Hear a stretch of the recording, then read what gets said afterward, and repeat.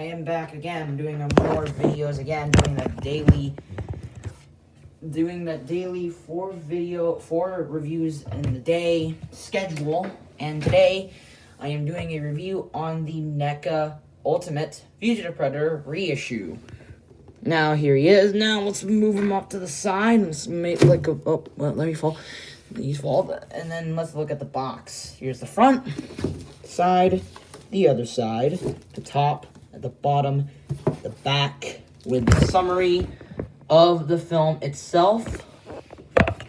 Might make a film review on it once I rewatch it. And you can see what was inside and a promotional image of the Fugitive Predator. Now, this is the reissue. So how does he hold up compared to his old original release? Well, the painting and sculpting on this figure is amazing. Neca has definitely stepped up since, you know, most of their Predator figures are just reused molds that are somewhat underwhelming. But once you look at, once they announced a new Predator film, Neca decided to remake a new Predator design. Well, not make a new Predator design, but make a new figure based on that movie. Now, during that movie, of course, that figure has sold probably like hotcakes and has recently sold out until 2019-ish, where they reissued it with a new paint scheme. Of course, here's the mask. I think it's darker in the original, but it looks a lot more shinier and a lot more flushed out. The dreads are pretty nice silver color on there. We have the skin underneath with the mandibles covering the biomask, and then we see his black visor eyes with no laser sight. Now, once we move on to the arms, it is a beige-like color thing. What's going on here? It's pretty good. It's definitely not as accurate as the actual film itself, but it's kind of close. The armor is really nicely painted with some damage on his shoulder pad and on his gauntlet, where it has some nice gold into it. The wrist blades are nicely painted, separate wrist blades with some weird dots on this Predator. I don't know why they has that. And then once you look onto his chest, it has some noticeable damage and some kind of messy red paint on the back. And once I look at the shoulder cannon, again, nothing bad happened here except maybe the shoulder pad is broken and the plasma caster feels loose. So I had to use a wire. As you see, we have the skin, and it looks pretty good. It does not look like this. And what do you mean this is the reissue? Well, look at this promotional image. Look at the arms and the skin itself. Compare that to this. That's a noticeable difference there. He also has the skin on his knees and on his arm. Well, on his knees is also pretty good. He has the mesh material. Has some painting chips, but it's pretty good. Well, not pretty good. It's just pretty okay. The knees, again, really good stuff. He has some gold onto it and has some nice painting along with some very good Predator feet, and it looks pretty good. Now, that's up for the paint. The sculpting is a completely new mold.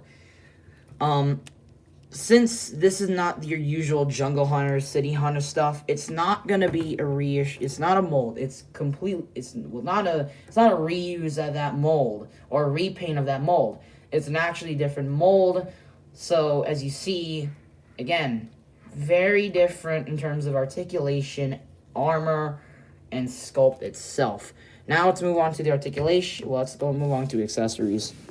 Of course, the Fugitive Predator comes with his fist hands, his the gauntlets, where you could change out the gauntlets for one of these.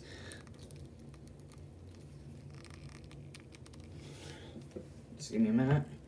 It takes some time, but there we go. There he is with that hand. Of course, he has 4 hands, so you can interchange them.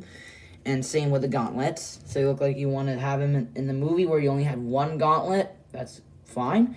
And then he also has an unmasked head, which it looks pretty good.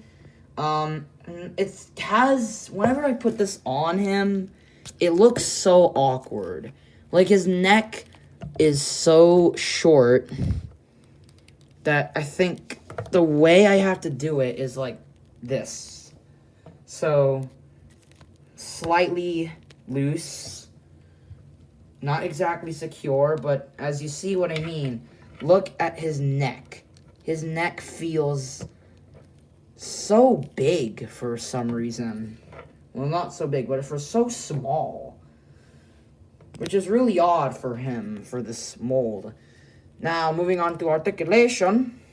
Head is on a ball joint. You can look up and down. Twist side to side and lean side to side. 360 on the arm, but this can probably break. There's the bend at the elbow, which doesn't have a bicep swivel. There's this type of swivel. Oh boy.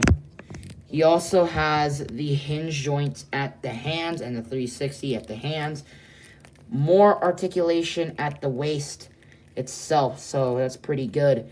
You can kick up and back that far in a beautiful spread. Thigh swivel, bend at the knee, and a ball joint at the ankle. Pretty good posability overall. Now, since I think this is probably my 3rd favorite Predator design, I might just do a lot of photography. So, here he is. And, of course, I don't have any figures to compare him with because I forgot some. So, there he is by himself. He's around 7 or 8 inches. Pretty great figure. So, overall, is this figure worth it? Kinda. There is some flaws with this figure that with this figure, like the stiffness of the joints, the plasma caster shoulder pad broke, which I had to use sticky tack, and the neck being a bit odd, and some stiff joints. But otherwise, this is a very big improvement over that original Fugitive. I heard from whenever people had that figure, his joints were so stiff because of paint. But mine seems fine, a bit stiff on the elbows, but nothing too major. And plus, as a Predator figure, it's actually not bad. For what it is, it's probably, if you want to get this, it's a pretty good figure. Now, if you want to get the original release, I don't know how can you if the thing is so rare. So, I recommend getting the reissue instead, because, of course, it has the better paint, and it's more widely available. So, yeah, overall thoughts, he's a pretty good figure.